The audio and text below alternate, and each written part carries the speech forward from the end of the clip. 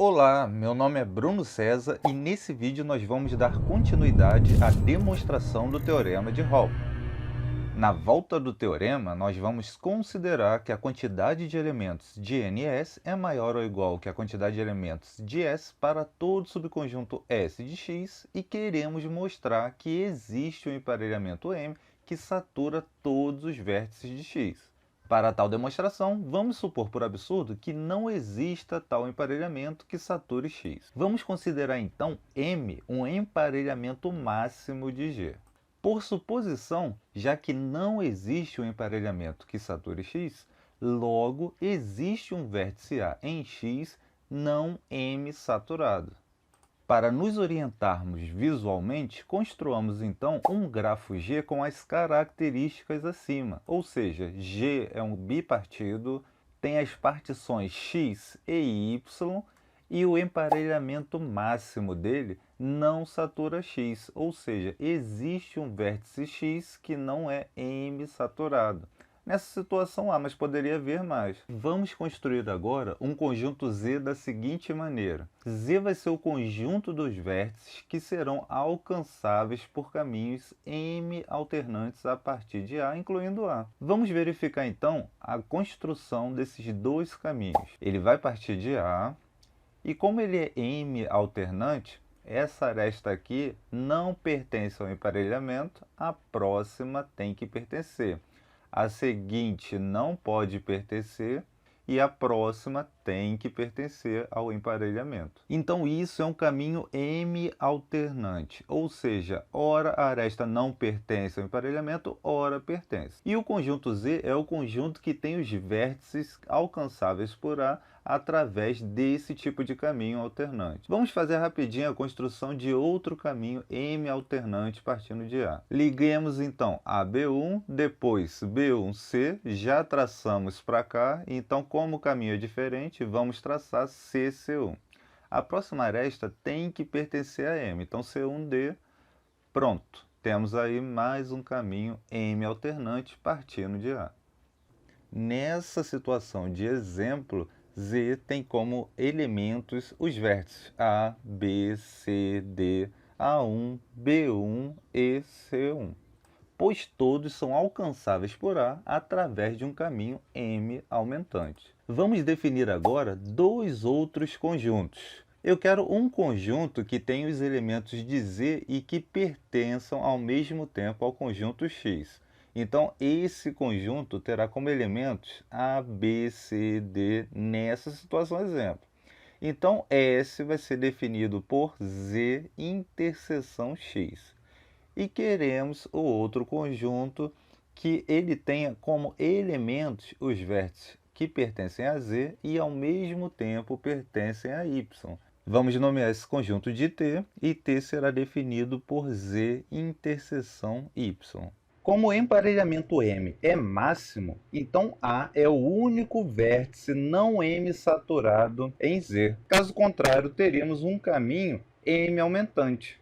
Imagine só, se o E pertencesse a Z, ele é M não saturado. E o que teríamos aí? Um caminho M aumentante. Pelo teorema de Berg, isso não pode acontecer, senão o emparelhamento não seria máximo. Já que A é o único vértice em Z que é M não saturado, ou que não é M saturado, e pela própria construção de Z, a gente tem um emparelhamento entre S tirando o vértice A e T.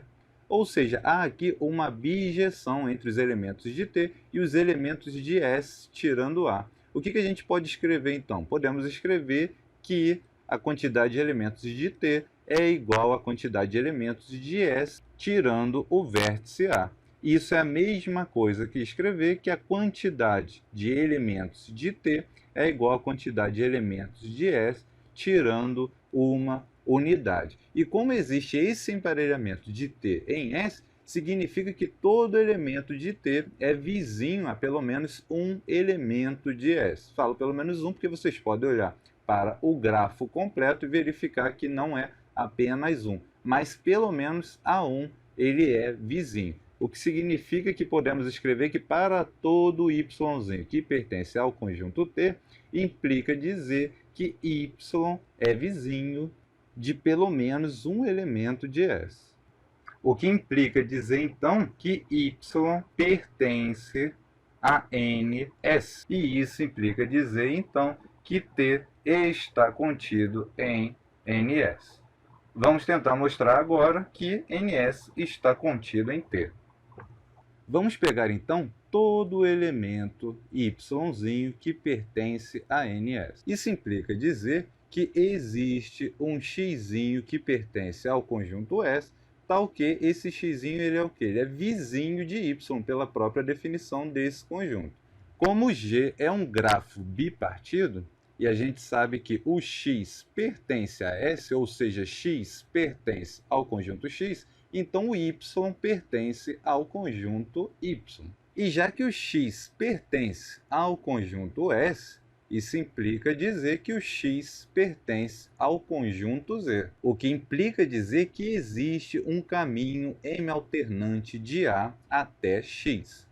Como y é vizinho de x, e temos que existe o caminho M-alternante de A até x, então existe o caminho M-alternante de A até y, o que significa que y pertence ao conjunto Z. Se o y que pertence a Z pertence também ao conjunto y, isso implica dizer que o y pertence ao conjunto T. Ou seja, a gente tem que NS está contido em T, o que implica dizer, já que T está contido em NS, que NS é igual a T.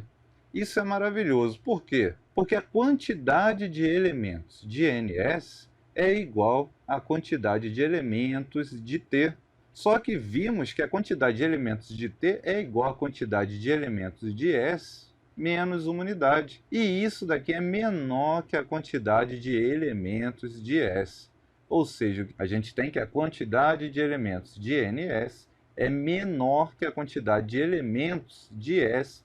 Isso é absurdo. Por que é absurdo? Porque a quantidade de elementos de NS tem que ser maior ou igual que a quantidade de elementos de S. Logo, no início, nós não poderíamos ter suposto que não existe o emparelhamento que sature X. Então, um abraço, galera, e até o próximo vídeo.